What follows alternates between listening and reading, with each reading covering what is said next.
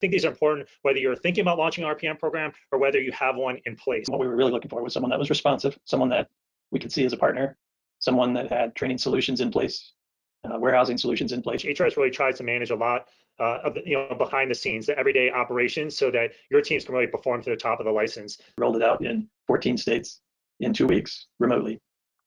So if you would have asked me if we could have done that going forward, I would have said that is not the route we want to take. But because of the training capabilities that HRS afforded us in being able to do a lot of these things remotely, we rolled it out and really made a difference in a lot of people's lives. There are a lot of naysayers. Everyone said if we're going to decrease our in-person visits, our readmissions are going to go up, our ED visits are going to go up. There's no way that satisfaction scores are going to go up. Those will decline because patients won't like this. And nobody understood how we could possibly improve medication adherence and management. But what we saw was significantly different than that. So we looked at if we were to decrease the number of in-person visits, we did, which would allow us to grow capacity and see additional patients. What would that number be for us to equal the cost of the program? We're always evolving. And the best way to evolve is to get input from your field staff, from your agency leaders, from your telehealth nurses, and from your patients. We talked about this as remote patient monitoring without billing.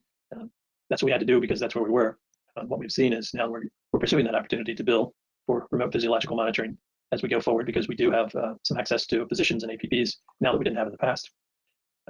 We've made this sustainable where we currently have it. I mean, we've monitored it 3+ years on our outcomes and satisfaction scores and have not seen a decline.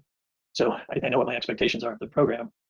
Now my expectations of us is to find a way to be able to expand to a bigger population. There's always new opportunities to drive more, ROI across the enterprise. So, never stop looking for ways where remote patient monitoring can be deployed successfully across your organization. It doesn't matter how small your budget is. You can find a way to show the value of your program